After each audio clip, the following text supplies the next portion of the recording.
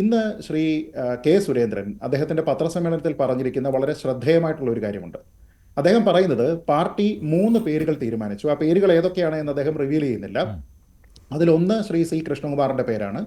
ഈ 3 പേരുകളുമാണ് അദ്ദേഹം പറയുന്നത് പാർട്ടി 4 മണിക്കൂർ എടുത്തിട്ട് വളരെ വിശദമായിട്ട് ഓരോരുത്തരുടെയും കാര്യങ്ങളെല്ലാം ചർച്ച ചെയ്തു. പക്ഷേ ആ ഘട്ടത്തിൽ തന്നെ 2 സ്ഥാനാർത്ഥികൾ ഞങ്ങളോട് പറഞ്ഞത് മത്സരിക്കാനില്ല എന്നാണ്.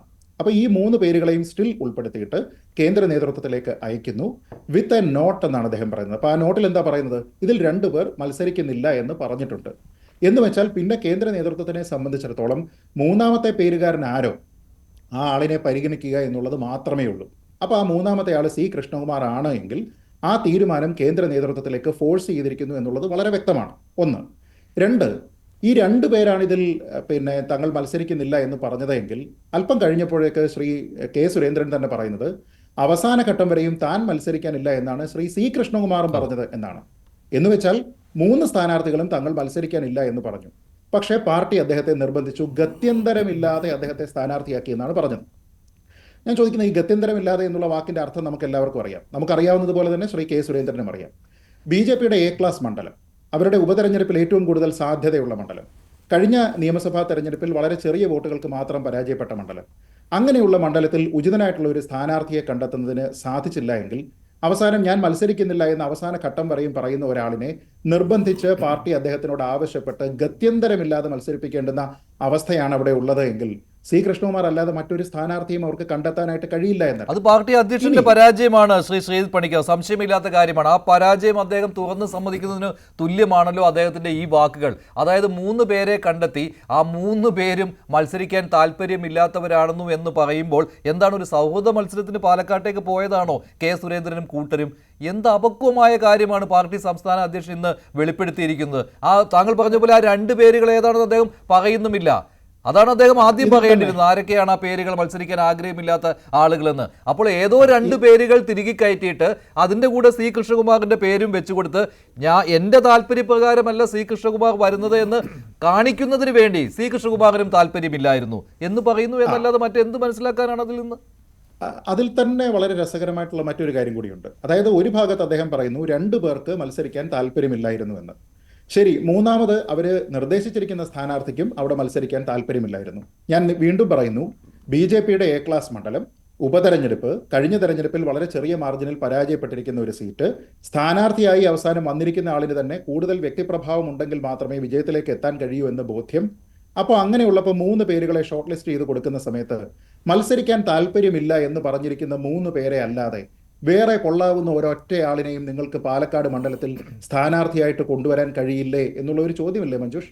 ശ്രീ മോഹൻ വർഗീസ്, ഇപ്പോൾ ഒരു തെരഞ്ഞെടുപ്പ് തോൽവി എന്ന കാരണം പറഞ്ഞുകൊണ്ട് ഒരു പാർട്ടി അധ്യക്ഷനെതിരെ ഇങ്ങനെ പാർട്ടിയിൽ ഇത്തരം വാളെടുക്കലിൻ്റെ ആവശ്യമുണ്ടോ എന്നൊക്കെയുള്ള ചോദ്യങ്ങൾ ഉയരും. പക്ഷേ ഈ പാലക്കാട് ഉപതെരഞ്ഞെടുപ്പ് നടന്ന പശ്ചാത്തലവും അവിടെ തുടക്കം മുതൽ അങ്ങോട്ടും ഇങ്ങോട്ടുമുള്ള ഈ വാഗ്വാദങ്ങളും ഒക്കെ പാർട്ടിക്കുള്ളിൽ ഒതുങ്ങി നിൽക്കുന്നതായിരുന്നില്ല. ഈ സ്ഥാനാർത്ഥി നിർണയത്തിൽ ഒരു പ്രധാനപ്പെട്ട കാര്യമുണ്ട്, ശ്രീജിത് പണിക്കർ ചൂണ്ടിക്കാണിച്ച കാര്യമാണ്. ആ 2 പേരുകൾ ആരുടെയൊക്കെയാണ് എന്നത് അത് കെ സുരേന്ദ്രൻ വെളിപ്പെടുത്തിയിട്ടില്ല. ശോഭാ സുരേന്ദ്രൻ്റെയും എം ഡി രമേശിൻ്റെയും പേരുകളായിരുന്നില്ലേ അത്? അങ്ങനെ വേണം. 2-മത്തെ പേര് ശോഭാ സുരേന്ദ്രൻ്റെ പേര് അവിടെ ഉണ്ടായിരുന്നിരിക്കാൻ നല്ല സാധ്യതയുണ്ട്. ശ്രീ കെ സുരേന്ദ്രൻ വെളിപ്പെടുത്തിയില്ല തന്നെ. അതേസമയം അല്ല, സുരേന്ദ്രൻ വെളിപ്പെടുത്തണം. അത് ശോഭാ സുരേന്ദ്രന്റെയും എം ഡി രമേശിന്റെയും പേരുകളാണോ അല്ലയോ എന്നുള്ളത്. അല്ല എന്ന് പറഞ്ഞാൽ ഓക്കെ, കാരണം അവിടെ ഒരു നോട്ട് കൊടുത്തിട്ടുണ്ട് എന്നാണ്, മത്സരിക്കാൻ ആഗ്രഹമില്ല എന്ന് പറഞ്ഞുകൊണ്ട്. ശ്രീ മഞ്ജുഷ്, സ്ഥാനാർത്ഥി നിർണയ കാര്യത്തിൽ സമാനമായ സാഹചര്യത്തിലൂടെയാണ് കോൺഗ്രസ് പാർട്ടിയുടെയും ബി.ജെ.പിയുടെയും നേതൃത്വം പോയത്. അവിടെ കോൺഗ്രസ് പാർട്ടിയുടെ നേതൃത്വം, പ്രത്യേകിച്ച് പ്രതിപക്ഷ നേതാവ് വി ഡി സതീശൻ വളരെയധികം പഴി കേട്ടു സ്ഥാനാർത്ഥി നിർണയത്തിൻ്റെ പ്രോസസ്സ്. അത് സതീശൻ്റെയും അതുപോലെ ഷാഫി പറമ്പലിൻ്റെയും നോമിനിയാണ് ഇപ്പോൾ വിജയിച്ചു വന്ന രാഹുൽ മാങ്കൂട്ടത്തിൽ എന്ന ആരോപണത്തിന് വളരെ വളരെ വളരെ നീറ്റായിട്ടാണ് കോൺഗ്രസ് പാർട്ടി അത് കൈകാര്യം ചെയ്തത്. ഇപ്പോൾ കോൺഗ്രസ് പാർട്ടിയെപ്പോലെ ഒരു പാർട്ടിയല്ല ബി.ജെ.പി കുറച്ചുകൂടി ഒരു കേഡർ സംവിധാനമുള്ള ഒരു പാർട്ടിയാണ്.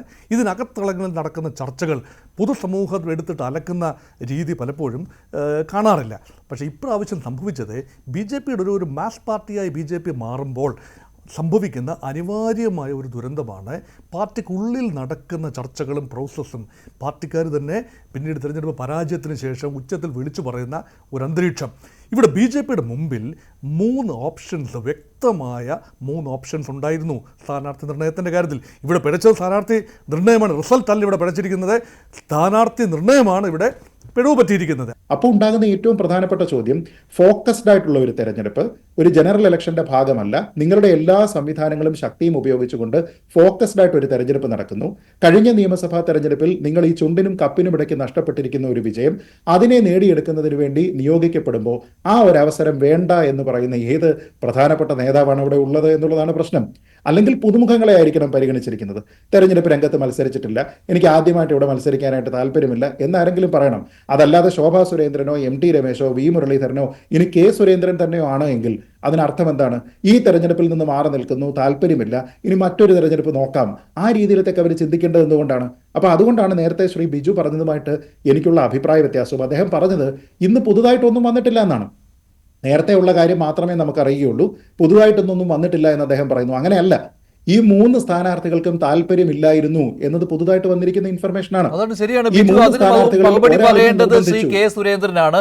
എന്തുകൊണ്ടാണ് അദ്ദേഹം പല ഭാഗങ്ങളും പൂരിപ്പിക്കാതെ പോകുന്നത്? അദ്ദേഹം ഇന്ന് ധാർമ്മികമായ ഉത്തരവാദിത്വം എല്ലാം ഏറ്റെടുക്കുമ്പോഴും ആ പട്ടികയിൽ ഉണ്ടായിരുന്നവർ ആരാണ് എന്ന് പറയുവാൻ പോലും അദ്ദേഹം മടി കാണിക്കുകയാണ്.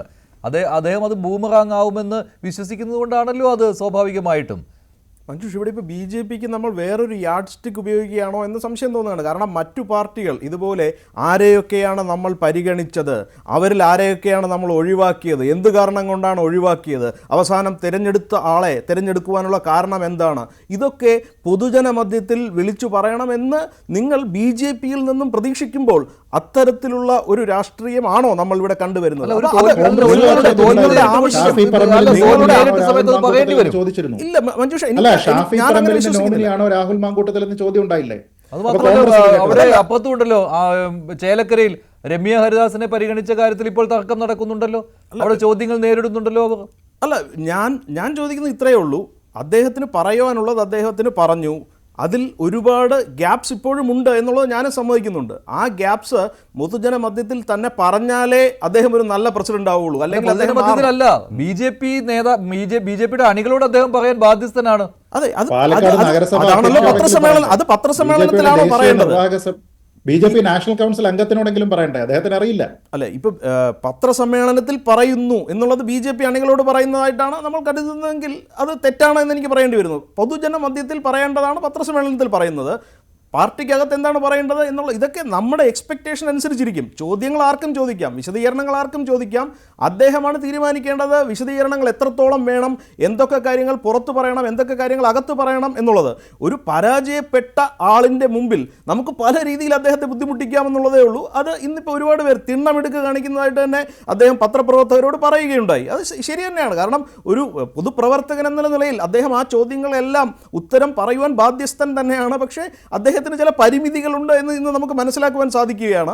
അതിൽ നിന്നും മുന്നോട്ട് പോകുമെന്ന് എനിക്ക് തോന്നുന്നില്ല. അദ്ദേഹം പറയേണ്ടത് എന്താണ്, ഈ ചെയ്തതെല്ലാം എൻ്റെ നേതൃത്വത്തിൽ തന്നെയാണ് ചെയ്തത്, അതിൽ തെറ്റുകൾ ഉണ്ടെങ്കിൽ അതിൻ്റെ ധാർമ്മിക ഉത്തരവാദിത്വം ഞാൻ ഏറ്റെടുക്കുവാൻ തയ്യാറാണ്, രാജിവെക്കുവാനും തയ്യാറാണ് എന്ന് പറഞ്ഞു കഴിഞ്ഞു. അപ്പോൾ അതോടെ ആ തെറ്റുകളെല്ലാം ശരിയാകുന്നില്ല, ആ തെറ്റുകൾ തെറ്റുകളായി തന്നെ നിൽക്കുകയാണ്. ഇത്തരം തെറ്റുകൾ ശരിയാക്കിയാൽ മാത്രമേ BJPക്ക് ജയിക്കുവാൻ സാധിക്കുകയുള്ളൂ. കാരണം BJPക്ക് സാധാരണ പാർട്ടികളെ പോലെ അല്ല, ഇവിടെ വോട്ട് കൺസോളിഡേറ്റ് ചെയ്യുന്ന ഒരു ന്യൂനപക്ഷത്തിൻ്റെ ആ ഒരു ചലഞ്ച് കൂടി ഓവർകം ചെയ്താലേ നമുക്ക് ജയിക്കുവാൻ സാധിക്കുള്ളൂ. കാരണം നിയമത്ത് നമ്മളത് നേരിട്ടതാണ്. ഇവിടെ പല മുനിസിപ്പാലിറ്റികളിലും അതുപോലെ പഞ്ചായത്തുകളിലും ഗത്യന്തരമില്ലാത്ത ഒരു സ്ഥാനാർത്ഥിയെ കൊണ്ട് ഇറക്കിയിട്ട് കാര്യമില്ല. അതപ്പോൾ BJP സംസ്ഥാന അധ്യക്ഷന്റെ തോൽവി തന്നെയാണ്. ശരി, ഒരു ചോദ്യം ചോദിക്കാം.